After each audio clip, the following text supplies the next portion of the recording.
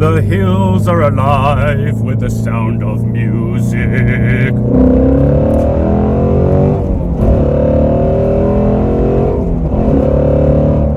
We're back.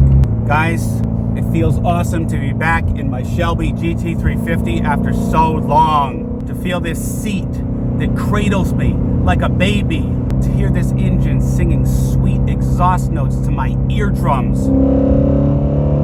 And to feel more grip than a marriage between crazy glue and Velcro. Yes, there's that much grip. But Houston, we have a problem. Firstly, thank you guys so much for getting us to over 7,000 subscribers. I appreciate all of the views, the likes, the comments, the compliments. You guys are an awesome community. Love you guys. So if you remember right, 11 months ago, almost a year ago, I got this Nitrous system from Nitrous Outlet. I sat on it for a couple of months, contemplating installing it myself, but ultimately I opted for a professional install. And now here I am, 7 months later, not having my car. 99.9% of the time it's been sitting at my installer's lot, and I haven't tried the system even one time. Not once. I've already replaced the battery once just because it was just sitting there. So what happened? First time when I picked up the car after getting the Nitrous system installed, the car was fine for about 40 minutes of driving, and then suddenly just stopped right in the middle of the road. It's basically throwing off the brain of the computer, the ECU, and it's causing some confusion. It's not like a mechanical problem. It's just throwing some sort of code.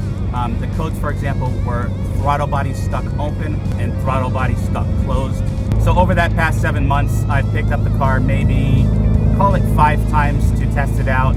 And every time the car ends up almost killing me, including stopping right in the middle of the fast lane on Route 95 with no shoulder one time. Okay guys, I just blipped the throttle to drop it down into 4th gear here on the highway on 95, and the car just said C manual. It's been a harrowing experience.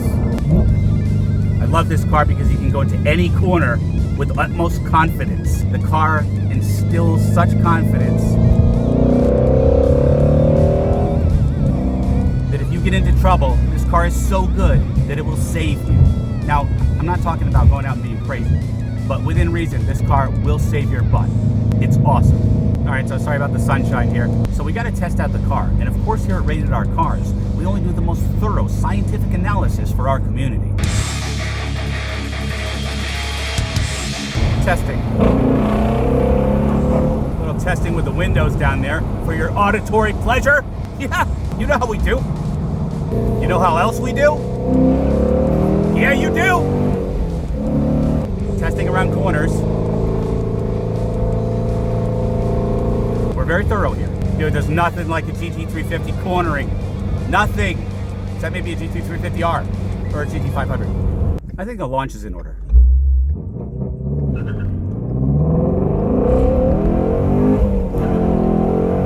Yeah.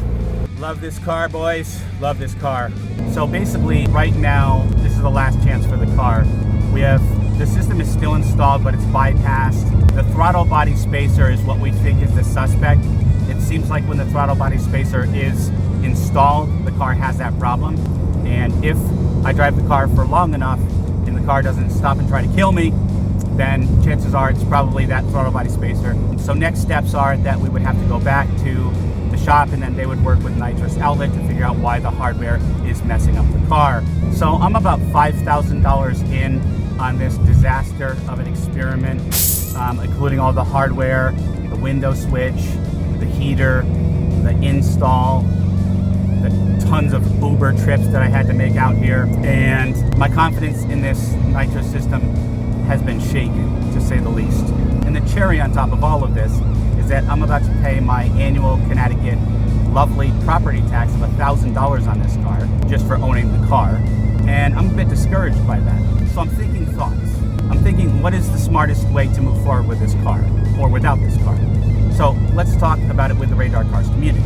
The reason I got this Nitrous system was for the Radar Cars channel. It's not for myself. Frankly, I think that this car is ideal with an E85 tune, and it really makes the car what I think it should be out of the shop. I'll put like a link somewhere to see my E85 review in this car, but it makes the car what I think it should be. I also got an E85 test kit they will be using, all for rated R cars. A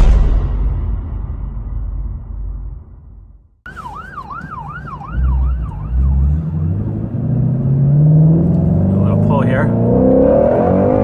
Oh.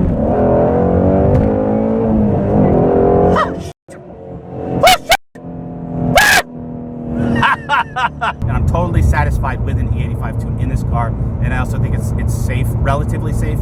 Sometimes these Voodoo engines go out without warning for any particular reason, and if you have an E85 tune in the car at the time, you're gonna be in trouble. But I got this Nitrous system just for content for you guys, but I'm afraid it's been a very bad investment. So here's my thought process. Do I test this car and then drop it off at the dealer again to lose my car for another 6 months while they go back and forth with Nitrous outlet and basically have Nitrous outlet, I don't know, testing their product on my car because it doesn't seem to work. I'm not saying anything bad about Nitrous outlet. I'm just saying that it has not worked in the car. So it's kind of an unproven system and an untested car, and I kind of feel like I've been the guinea pig for it, except I've had to pay full price for it, including the $500 tune from Lund for this thing. So I'm about to lose a lot of money on this. But that's what happens. You play the game, don't hate the player, hate the game. Sometimes you got to take risks. You guys are worth it. Love you guys. So what would you guys do? Would you guys bring it back to the shop and risk losing your car again for another 6 months, having to pay taxes on it and all that kind of good stuff? Or what I'm thinking is it may be time to move on.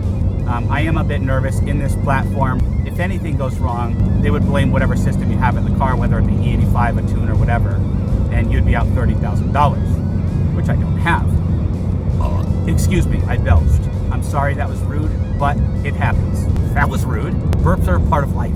So here's what I think I'm going to do. I think I'm going to get rid of the car. I'm going to sell it as is with the full $4,000+ Nitrous system installed. They can have the $500 tune. They can have it all.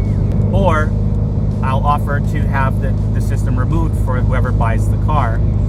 And then I'm definitely, God willing, getting the S650 when it comes out. I've got the Mach-E, my wife's Mach-E, to play around with in the meantime and make content with. And I'm thinking just get a base model GT, like base, very basic. I'm talking cloth seats, etc. And then just mod the crap out of it. Just mod it for fun. Do things that no other channels are doing. Testing out all the different mods, giving them thorough reviews for the Radar Cars community. And there's tons of stuff that you can do to the base Mustang GT and only lose a $5,000 engine if something goes wrong versus a $30,000 engine.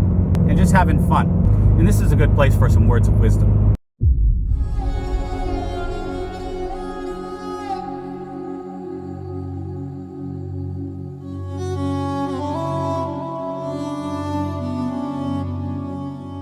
Anyway, at the end of the day, you know, most of you guys are gearheads. Give me some advice on what you would do if you have any thoughts on what might be wrong with the system, and I'll, share that with my installer. All right, guys, so based on all of this, I 100% do not recommend getting a Nitrous system installed on this car. In fact, I don't recommend getting any work done to this car, just because the engine is so expensive and it's so pushed to the max. It's such a high-strung engine.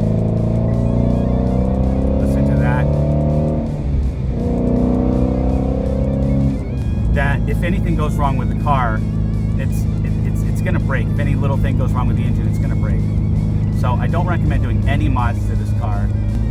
So don't install Nitrous in your cars because they don't work, and it's not worth the risk. Alright guys, so at the very least, I'm going to test out the car for a few days. We'll make a few more videos of this car, and we'll go from there. Alright boys, always remember the motto, always be kinder than necessary, and I will see you in the next one.